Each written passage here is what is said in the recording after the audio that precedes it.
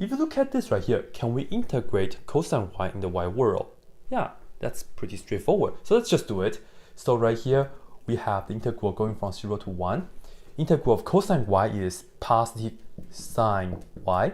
And then we will just have to go from inverse tangent of x to pi over 4 and then dx. So this right here, we get the integral going from 0 to 1. And then we have sine of pi over 4 and then minus sine of inverse tangent of, yeah, like that, and then dx.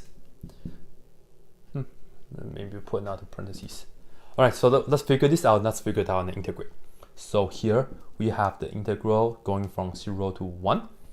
Sine of pi over 4 is 1 over square root of 2. For this right here, let's draw a right triangle real quick. So inverse tangent, so x over 1, and then this right here is square root of 1 square plus x squared.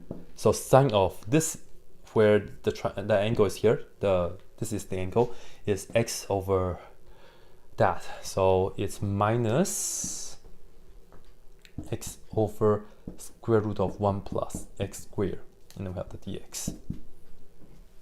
All right, integrate 1 over square root of, just kidding, 1 over square root of 2x. And integrate this, you just do u sub. I will leave that to you. You get minus square root of 1 plus x squared. Yeah, and then you go from 0 to 1.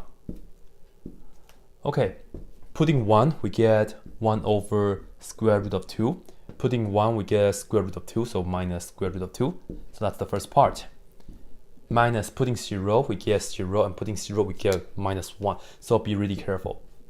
I shall just write down the whole thing, 0 minus 1. Yeah.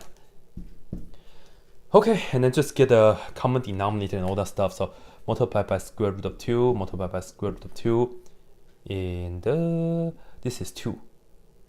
But 1 minus 2 is negative 1.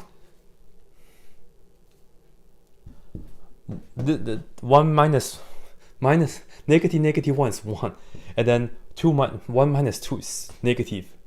So yes, this number 1 minus 1 over square root.